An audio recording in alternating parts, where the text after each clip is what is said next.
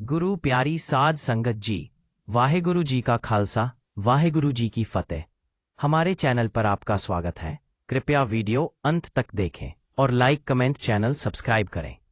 संगत जी, आज की यह साखी केवल एक कहानी नहीं है, बल्कि कर्म, भाग्य और उत्तरदायित्व का वह गूढ़ रहस्य है जिसे समझ लेने के बाद मनुष्य जीवन की अनेक उलझनें स्वयं सुलझ जाती हैं। अक्सर हमारे मन में यह प्रश्न उठता है, जो कर्म मैंने नहीं किए, उनका फल मुझे क्यों भोगना पड़ता है? अगर माता पिता पुण्यवान हों तो क्या संतान सुखी होती है? अगर माता पिता से पाप हो जाए तो क्या उसका भार बच्चों पर आता है? आज की यह साखी इन्हीं प्रश्नों का उत्तर देती है। संगत जी, यह साखी हमें सिखाती है कि ईश्वर का न्याय अंधा नहीं, बल्कि अत्यंत सूक्ष्म और न्यायपूर्ण है। अब आइए, मन को स्थिर करें, अहंकार को किनारे रखें और कथा के द्वार में प्रवेश करें। प्राचीन समय की बात है। एक महान तपस्वी वन के किनारे स्थित अपने आश्रम में रहते थे। उनका जीवन सादगी, सेवा और तप से भरा हुआ था। उनकी पत्नी भी धर्मपरायण, शांत और विवेकशील स्त्री थी। एक दिन संध्या के समय, जब आश्रम में दीपक जल चुके थे और वातावरण में शांति थी, तभी उनकी पत्नी ने विनम्र स्वर में पूछा, स्वामी, क्या माता पिता के अच्छे या बुरे कर्मों का फल उनकी संतान को भी भोगना पड़ता है? यह प्रश्न सुनकर महात्मा कुछ देर मौन रहे। फिर मंद मुस्कान के साथ बोले, देवी, यह प्रश्न जितना सरल लगता है उतना ही गूढ़ है। कर्म का नियम बहुत सूक्ष्म होता है। उन्होंने आगे कहा, माता पिता के कर्म संतान के जीवन की भूमि तैयार करते हैं और संतान के कर्म उस भूमि पर उगने वाली फसल तय करते हैं। फिर बोले, आज मैं तुम्हें एक प्राचीन कथा सुनाता हूं। इस कथा को ध्यान से सुनना, क्योंकि इसमें कर्म, दान, लोभ, त्याग और मोक्ष सबका रहस्य छिपा है। देवी, एक गांव में एक अत्यंत गरीब व्यक्ति रहता था। वह प्रतिदिन मजदूरी करता था। दिन भर पत्थर ढोने, मिट्टी काटने के बाद उसे केवल 50 रुपए मिलते थे। लेकिन साध संगत जी, उस गरीब की आत्मा अमीर थी। वह रोज 25 रुपए दान करता और 25 रुपए में अपने परिवार का पालन पोषण करता। कई लोग उससे कहते, इतनी गरीबी में दान क्यों करता है? वह मुस्कराकर उत्तर देता, जो मेरा नहीं उसे मैं पकड़कर क्यों रखूं? समय बीता और उस गरीब के घर एक पुत्र का जन्म हुआ। अब परिवार में 3 सदस्य हो गए, पति, पत्नी और पुत्र। साध संगत जी, जैसे जैसे बालक बड़ा हुआ, उसने एक दिन अपने पिता से पूछा, पिताजी, आप रोज 50 रुपए कमाते हैं, उसमें से 25 रुपए दान कर देते हैं। हम 25 रुपए में कैसे जीवन चलाएंगे? पिता कुछ नहीं बोले। मां ने प्रेम से कहा, बेटा, तुम्हारे पिताजी जो दान करते हैं वह किसी और के लिए नहीं, तुम्हारे लिए ही करते हैं। अनियात वह गांव से लौट रहा था। अचानक रास्ते में एक उन्मत्त भैंसा उस पर टूट पड़ा। वहां उसकी मौत हो गई। गंभीर चोटों के कारण वहीं उसकी मृत्यु हो गई। पत्नी और पुत्र अनाथ हो गए। कुछ दिन बाद बालक ने मां से पूछा, मां, पिताजी कहाँ चले गए? मां ने आंसू पोंछते हुए कहा, बेटा, वे यमपुरी चले गए हैं। बालक ने कहा, तो मैं यमराज के पास जाऊंगा और पिताजी को वापस ले आऊंगा। मां ने इसे बाल बुद्धि समझकर अनदेखा कर दिया। लेकिन साध संगत जी, बालक का संकल्प अडिग था। एक दिन बालक की मां गांव में काम करने चली गई। उसी समय उसके मन में वही विचार उठा, आज ही मैं यमराज के पास जाऊंगा। न कोई भय, न कोई संदेह, बस पिता के लिए प्रेम। वह घर से निकल पड़ा। चलते चलते वह थक गया।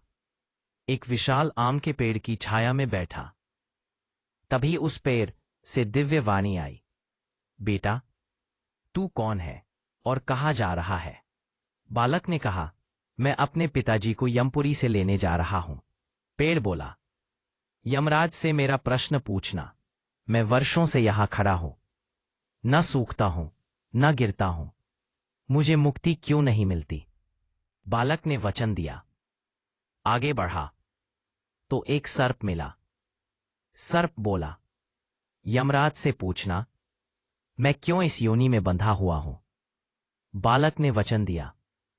संगत जी, एक छोटा सा बालक अपने पिता को वापस लाने के लिए असंभव यात्रा पर निकल पड़ा। वह बालक स्वयं यमपुरी पहुंचता है और वहां से कर्मों का ऐसा रहस्य खुलता है जो मनुष्य जीवन को झकझोर देता है। चलते चलते बालक एक ऐसे स्थान पर पहुंचा जहां न दिन था न रात, चारों ओर गंभीर शांति और दिव्य भय। वह समझ गया, यही यमपुरी है। यमदूतों ने उस बालक को देखा तो चकित रह गए। इतना छोटा बालक यहाँ कैसे आ पहुंचा? बालक को सीधे यमराज के दरबार में ले जाया गया। यमराज सिंहासन पर विराजमान थे, भयानक नहीं बल्कि न्यायमूर्ति के रूप में।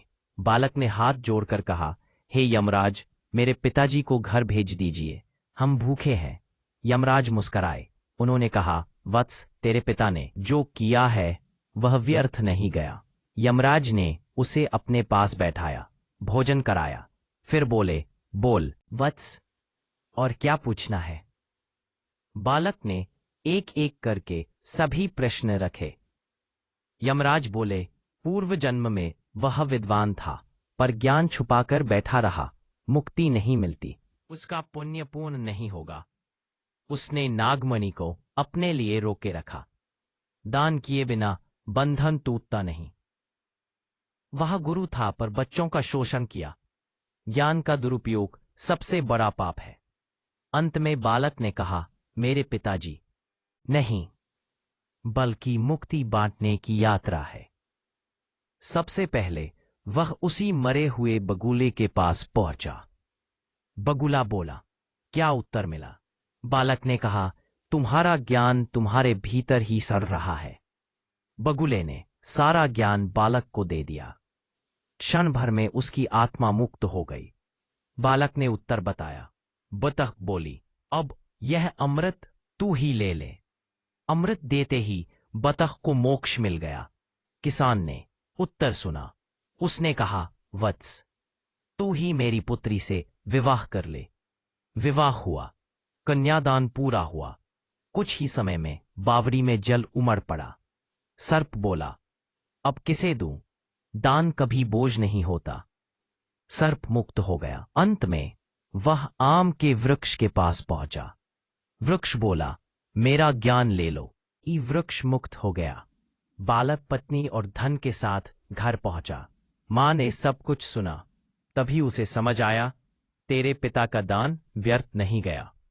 संगत जी, अब तक की कथा में आपने सुना कि एक गरीब का पुत्र कैसे यमपुरी तक पहुंचा और कैसे अनेक जीवों को मुक्ति का मार्ग मिला।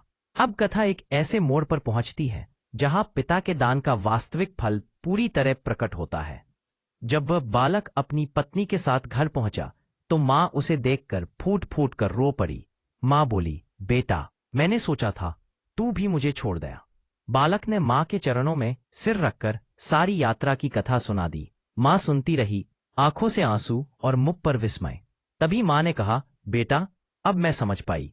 तेरे पिता भले ही हमें गरीबी में छोड़ गए, पर उन्होंने हमें अभाव नहीं दिया। मां बोली, जो दान तेरे पिता ने किया था वही आज हमारे जीवन का सहारा बना। संगत जी, उसी रात मां को स्वप्न आया। उस स्वप्न में उसका पति दिव्य तेज से युक्त था। उसने कहा, मैं मुक्त हो चुका हूं। मेरा दान अब हमारे पुत्र के भाग्य में परिवर्तित हो गया है। मां की आंखें खुली, उसका मन शांत था। अब वह बालक बालक नहीं रहा। ज्ञान, अमृत और अनुभव ने उसे परिपक्व बना दिया था। वह समझ चुका था, धन सबसे बड़ा नहीं, कर्म सबसे बड़ा है। उसने निश्चय किया। उस बालक में ही रहा। उसने निश्चय किया तो वो निश्चित। हाँ, हमारे मन की आंखें खुली, उसका मन शांत था। अब वह बालक बालक नहीं रहा। बालक नहीं रहा। ज्ञान, अमृत और अनुभव ने उसे परिपक्व बना दिया था। वो समझ चुका था, धन सबसे बड़ा नहीं, कर्म सबसे बड़ा है। मैं भी अपने पिता की तरह दान और धर्म के मार्ग पर चलूंगा। धीरे धीरे उसका जीवन बदला। जिस गांव में वह गरीबी में पला था, वही अब वह सहारा बन गया। भूखों को भोजन, अज्ञानी को ज्ञान और दुखियों को आश्रय। लोग कहते हैं, यह बालक नहीं, पुण्य का प्रतिफल है। केवल कथा नहीं, बल्कि जीवन का उपदेश है। महात्मा ने अपनी पत्नी की ओर देखा और कहा, देवी, अब तुम समझ गई होगी। पत्नी ने सिर झुकाकर कहा, हाँ स्वामी, अब मुझे कर्म का सच्चा अर्थ समझ में आ गया है। महात्मा बोले, माता पिता के कर्म संतान के जीवन का प्रारंभ लिखते हैं, पर अंत संतान के कर्म लिखते हैं। उन्होंने आगे कहा, यदि पिता माता पुण्य करते हैं तो संतान को पुण्य का मार्ग लिखते हैं। संघर्ष मिलता है।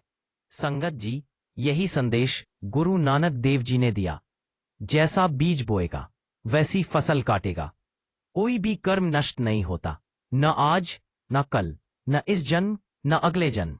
महात्मा बोले, संतान को माता पिता के कर्मों को कोसना नहीं चाहिए, बल्कि अपने कर्मों से उनका ऋण उतारना चाहिए।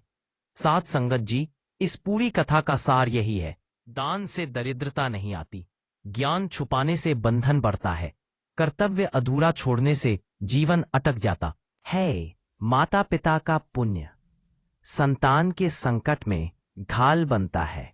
संगत जी, यदि इस कथा से आपके मन को थोड़ा भी ज्ञान मिला हो तो वीडियो को लाइक करें, चैनल को सब्सक्राइब करें और इस साखी को दूसरों तक पहुंचाएं।